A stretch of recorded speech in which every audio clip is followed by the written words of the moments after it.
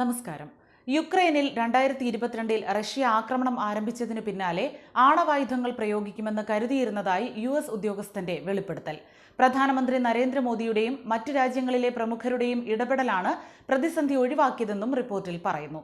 വിനാശകരമായ ആയുധങ്ങളുടെ പ്രയോഗത്തിൽ നിന്ന് റഷ്യയെ തടയാൻ ഇന്ത്യ ഉൾപ്പെടെയുള്ള ചേരിചേരാ രാജ്യങ്ങളുടെ സഹായം US തേടിയിരുന്നതായാണ് വിവരം.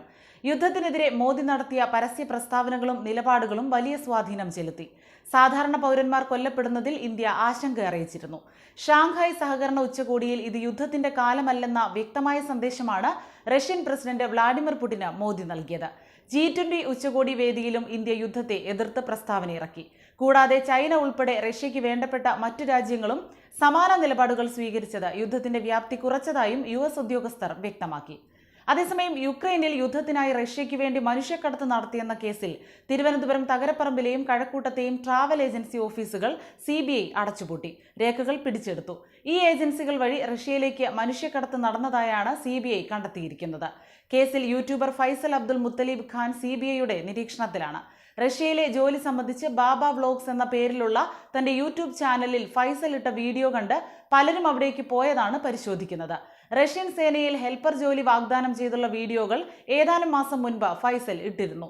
യുക്രൈനിൽ യുദ്ധത്തിനിടെ കൊല്ലപ്പെട്ട ഹൈദരാബാദ് സ്വദേശി മുഹമ്മദ് അഫ്സാന്റെ സഹോദരൻ ഫൈസലിനെതിരെ പരാതിപ്പെട്ടിരുന്നു. സമൂഹ മാധ്യമ പ്രചാരണത്തിലൂടെ ഉദ്യോഗാർത്ഥികളെ ആകർഷിച്ച് മറ്റു ജോലികൾക്ക് എന്ന പേരിൽ പണം വാങ്ങിയാണ് റഷ്യയിലേക്ക് അയച്ചത്. റഷ്യൻ സർക്കാരിൽ ഓഫീസർ ജോലി, ഹെൽപ്പർ, സെക്യൂരിറ്റി ഓഫീസർ ജോലികളായിരുന്നു വാഗ്ദാനം. 1 വർഷം കഴിഞ്ഞാൽ റഷ്യൻ പൗരത്വം ലഭിക്കുമെന്ന് ഉറപ്പും നൽകി. 1.95 ലക്ഷം ഇന്ത്യൻ രൂപ പ്രതിമാസ ശമ്പളവും 50,000 രൂപ അലവൻസും ലഭിക്കുമെന്ന് വിശ്വസിപ്പിച്ചു. മെഡിക്കൽ പരിശോധനയ്ക്ക് ശേഷമായിരുന്നു റിക്രൂട്ട്മെന്റ്. പണം നൽകി 5-ാം ദിവസം വിസ നൽകി. 1 വർഷത്തെ കരാറിലാണ് കൊണ്ടുപോയത്. ഇങ്ങനെ എത്തിയ 35 പേരെ തിരിച്ചറിഞ്ഞിട്ടുണ്ട്. ഇന്റർപോളുമായി ചേർന്ന് ഇവരെ തിരിച്ചെത്തിക്കാൻ CBI ശ്രമിക്കുന്നു. ഡൽഹിയിൽ നിന്ന് മോസ്കോയിലേക്ക് നേരിട്ടും ഷാർജ വഴിയുമായിരുന്നു യാത്ര. റഷ്യയിലെത്തിയ ഉടൻ പാസ്പോർട്ട് അവിടുത്തെ ഏജന്റുമാർ പിടിച്ചെടുത്തു. ആയുധ പരിശീലനം നൽകിയ ശേഷം റഷ്യൻ പട്ടാളത്തിന്റെ യൂണിഫോം ധരിപ്പിച്ച് യുദ്ധമുഖത്തെത്തിച്ചതായി CBI പറയുന്നു. തിരുവനന്തപുരം തുമ്പ ഫാത്തിമ ആശുപത്രിക്കടുത്ത് ടീന കോട്ടേജിൽ ഡോമി രാജ്, കഠിനംകുളം തൈവിളാകം തെരുവിൽ റോബർട്ട് അരുളപ്പൻ, തിരുവനന്തപുരം പുത്തൻകുറിച്ചി തൈവിളാകം തെരുവിൽ സജിൻ ഡിക്സൺ എന്നിവരാണ് 19 പേരുടെ പ്രതിപ്പട്ടികയിലുള്ള മലയാളികൾ. പോലീസിനെ അറിയിക്കാതെയാണ് CBI തകരപ്പറമ്പിലെയും കഴക്കൂട്ടത്തെയും ഏജൻസിയിൽ പരിശോധന നടത്തിയത്. അതേസമയം കേരള പോലീസ് ഈ വിഷയത്തിൽ കേസ് എടുത്തിരുന്നില്ല. തീരദേശത്ത് നിന്നുള്ള ആരെല്ലാം ഈ ഏജൻസികൾ വഴി വിദേശത്തേക്ക് പോയി എന്ന വിവരം ശേഖരിക്കുന്നുണ്ട്. അതേസമയം റഷ്യയിലേക്ക് മനുഷ്യക്കടത്ത് നടത്തിയെന്ന CBI കേസിൽ പ്രതിയാക്കപ്പെട്ട താൻ യഥാർത്ഥത്തിൽ മനുഷ്യക്കടത്തിന്റെ ഇരയെന്ന് കഠിനംകുളം തൈവിളാകം തെരുവിൽ റോബർട്ട് അരുളപ്പൻ വ്യക്തമാക്കി. യുക്രൈൻ യുദ്ധത്തിൽ ഉപയോഗിക്കാനാണ് റഷ്യയിൽ എത്തിച്ചതെന്ന് തിരിച്ചറിഞ്ഞപ്പോൾ അവിടെ നിന്ന് രക്ഷപ്പെട്ടെന്ന് വെള്ളിയാഴ്ച രാത്രി ഡൽഹിയിലെത്തിയ റോബർട്ട് പറഞ്ഞു. തനിക്കൊപ്പം പ്രതി ചേർക്കപ്പെട്ട സജിൻ ഡിക്സൺ കസിനാണ്.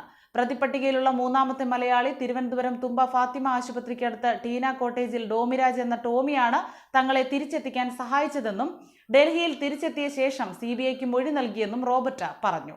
ഫെബ്രുവരി 8-ന് റഷ്യയിലെത്തിയപ്പോൾ സ്വീകരിച്ചത് സന്തോഷ് എന്ന് പേര് പറഞ്ഞ കഴക്കൂട്ടം സ്വദേശിയായ മലയാളിയാണ്.